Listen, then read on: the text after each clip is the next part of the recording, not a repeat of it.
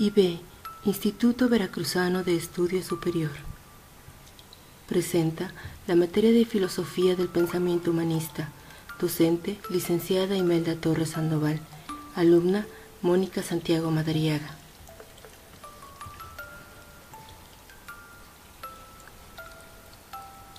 Con el tema Orígenes y Fundamentos del Humanismo.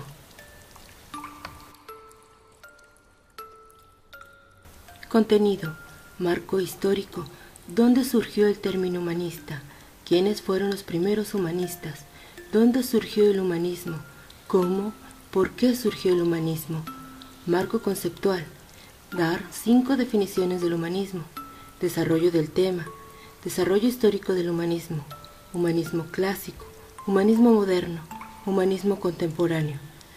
Y al final daré mis conclusiones. El término humanismo surge por primera vez en 1808 en un libro del alemán Friedrich Immanuel Neddermeyer, refiriéndose a los movimientos culturales que dieron origen al Renacimiento. Sin embargo, ya en el siglo XVI se usaba el término humanista para aludir al que se dedicaba al estudio de las humanidades, studia humanistatis, según la expresión de Cicerón.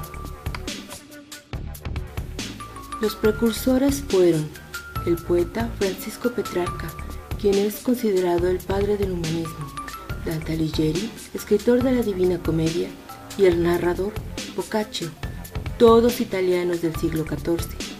Entre los humanistas más destacados encontramos al holandés Erasmo de Rotterdam, autor de Adagios y el Elogio de la Locura, donde discute el sistema de enseñanza aplicado en las escuelas, Tomás Moro, quien escribió la famosa Utopía, y Nicolás Maquiavelo, autor de El Príncipe. El humanismo fue un movimiento cultural nacido en el siglo XV en Italia, por una serie de hechos significativos que cambiaron la concepción mental del hombre en esa época.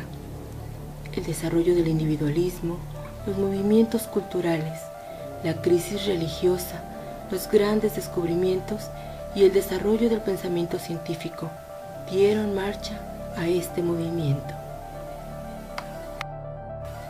Las 5 definiciones del humanismo son: primera, el humanismo es una condición indudable que consiente las corrientes culturales, sobre todo literarias, durante los siglos XV y XVI, que facilitaron el inicio al Renacimiento.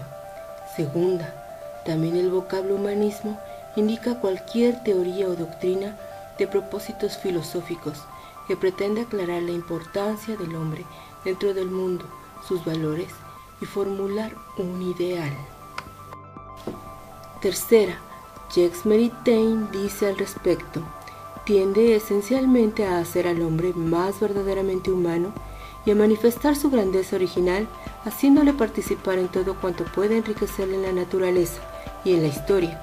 Requiere aún tiempo que el hombre desarrolle las virtualidades en él contenidas, sus fuerzas creadoras y la vida de la razón, y trabaje para convertir las fuerzas del mundo físico en instrumentos de su libertad. Cuarta, Martin Heidegger puntualiza en su carta sobre el humanismo: esto es humanismo, meditar y preocuparse, curarse de que el hombre sea humano y no inhumano. Esto es extraño a su esencia, pero ¿en qué consiste la humanidad del hombre? Ella estriba en su esencia.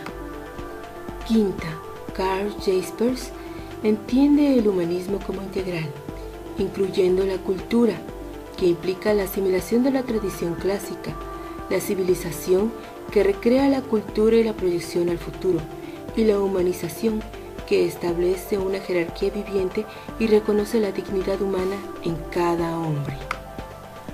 El desarrollo histórico del humanismo empieza en la recuperación de la literatura griega.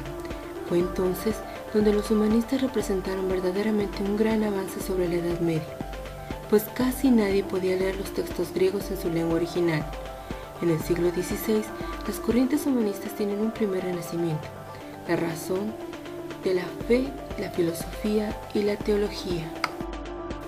La creación del humanismo clásico en Italia, entre los siglos XIV al XVI, como un espíritu irreligioso, eran tiempos de libertad y el humanismo requería de cierta dosis de individualismo que hasta entonces el dogma eclesiástico había censurado.